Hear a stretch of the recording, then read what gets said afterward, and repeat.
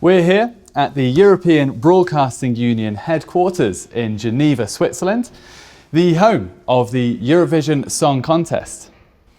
Dukascopy TV's history of the brand explores how the longest-running annual international TV song competition came to be.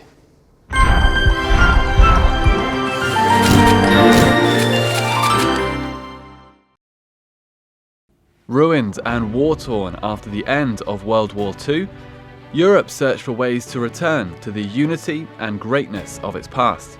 As technology developed, implementing a universal idea seemed to have become simpler and more realistic. In January 1955, Marcel Besançon, director of Swiss television, suggested creating an international song contest. It was based on the San Remo Music Festival. Technically, however, it was still just an experiment, as satellite television did not exist at that time, and the Eurovision Song Contest comprised a terrestrial microwave network. It started back in 1955, where we had the technology to transmit TV signals to different countries at the same time.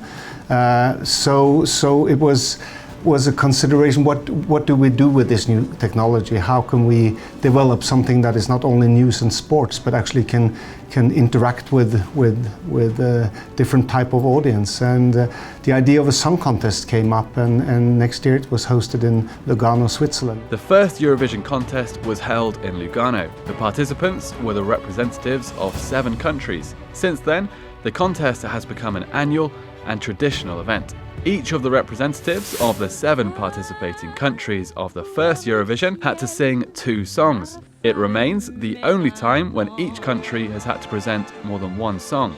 The compulsory condition was a live performance with a live orchestra. At that time, the contest was won by the host country of Switzerland. Of course you're nervous, and when I had to repeat and sing the song once more, I forgot the lyrics because of that. I was so excited. In parallel with the development of the contest, its rules changed and evolved as well. So it was decided that each participant shall perform only 1 song, and its length should not exceed 3 minutes. This year, one of the songs presented at the Eurovision Song Contest was Nel blu dipinto di blu, performed by the representative of Italy, Domenico Madungo, which is now known all over the world as Volare. Interestingly though, the song could only secure 3rd place. In the 1960s, the scale and glamour really came into the contest. The event expanded in its geography, as well as attracting new star participants. This year, the audience was presented with a new format for performing songs. Shooting took place in the concert studio, while the viewers were in another room. In addition, each participant had their own original stage set. The first colour television broadcast. However, this time it was a luxury that not everyone could enjoy. The first and last time that 4 singers won together. Representatives from France, Netherlands, Spain and the UK all went on to share victory. After the voting scandal that occurred during the Eurovision '69, the number of participants dropped dramatically in 1970. But the contest continued to evolve in terms of rules and technical support. Broadcast geography expanded to the Soviet Union, South America and Asia. Having tossed a coin, participants from the Netherlands and France determined that the contest in 1970 would take place in Amsterdam. England and Spain decided not to take part in the draw. Under the new rules, in case several participants won the first place, according to their points, they would have to perform again so that the jury could decide on a single winner. It was the first time that a display panel appeared during the vote. That year, the participants could choose between using a live orchestra or a phonogram as an accompaniment. The representative of the UK, Cliff Richards, was the first who dared to sing without live music. If backing vocals were used, all the instruments had to be presented on the stage. As ABBA became the winner the previous year, the Eurovision Song Contest for 1975 was held in Stockholm. For the first time, a new voting system was used. The jury award a separate set of points from 1 to 12 for 10 songs. At the same time, 12, 10 and 8 points are given by each panel of jury to the 3 best songs, and the rest are ranked lower, receiving from 7 to 1 points respectively. Changing times, changing trends. More and more often, the first prize goes to pop and rock singers. For the first time in its history, The contest takes place in Norway. The winner is a representative of Belgium, Sandra Kim, with the song J'aime la vie. It turned out that she was only 13 years old, although she had told the producers that she was 15. Despite this, the young girl's victory was not cancelled, and Sandra Kim looks set to be the youngest participant of the contest. The voting score is now shown on electronic display. The representative of Switzerland, Celine Dion, became the winner with the song Ne partez pas sans moi. However, this song did not go on to get further popularity. When Celine Dion came was because I couldn't. I wasn't free because I had a contract in America. Otherwise it would have been me once more. But I think she was great and she has deserved it. She's a lovely woman. In this decade, the contest came up with new standards that have been persevered to the present day. The main focus is on modern technology. As an experiment, and for the very first time, TV viewers participated in the voting by using phones. The process took place in the UK, Sweden, Austria, Switzerland and Germany. A year later, this principle became a standard in almost all member countries. Until this moment, all the participants were required to perform songs in the language of the country that they represented. As of 1999, this rigid rule ceased to exist.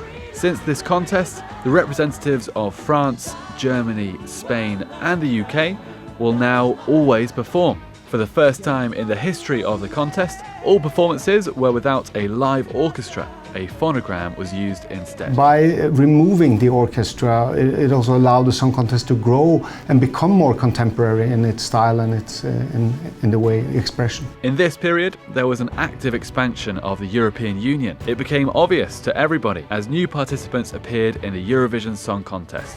At the 2002 edition of Eurovision, held in Estonia, all participants were offered one common theme: modern fairy tales. And this is the good thing about Eurovision Song Contest, because it travels to every corner of Europe, and every year it brings some flavor from that specific region.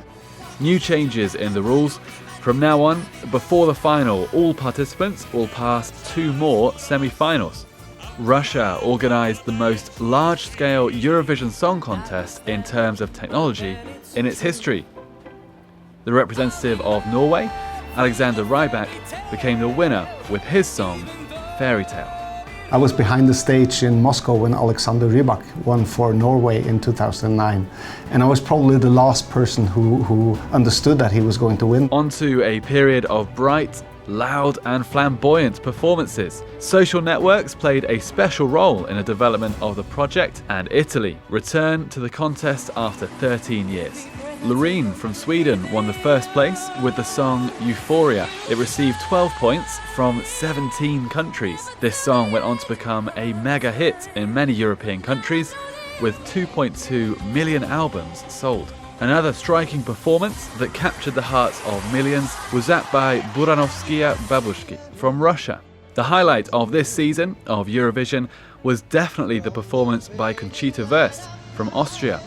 I think it's a good song too, good presentation. And Conchita, she is fabulous, simply fantastic. But when it comes to Conchita and her performance, that was a magic moment. You saw both from the juries and from the public votes that Conchita made a huge impact all over Europe, west, south, east, north, all over actually. This year's contest comes to Stockholm for the 3rd time in its history. The spirit of Eurovision is very positive. I think it's a great venue for different countries and different people to come together and really unite in the joy of creating music. I just have been to Israel, to Tel Aviv, and I can tell you that they love this whole stuff, and I felt it. I really felt the vibe. I think this year the spirit of the Eurovision Song Contest, more than when I was there in 2002, is one of unity and one that really respects the slogan, which is "Come Together." Since 1975, they have decided to use an improved voting system. The scoreboard opposite the name of each participant will display not one, but 2 separate sets of points, one from the professional jury and the other one from viewers. The rating system of 12, 10, 8 and that of 7 to 1 points shall remain in place. Eurovision is more like festive celebration of colorful, happy people who come together every year to listen to good music. This year's theme is Come Together. Eurovision stands for, I mean, it's diversity. It unites Europe like no other cultural event does. It's few sports moments that can compare itself to Eurovision Song Contest, actually. Dukascopy TV has taken you through the Eurovision Song Contest story so far. But new chapters are being written every year. And soon, Stockholm will play host and we'll have to congratulate the new winner of 2016.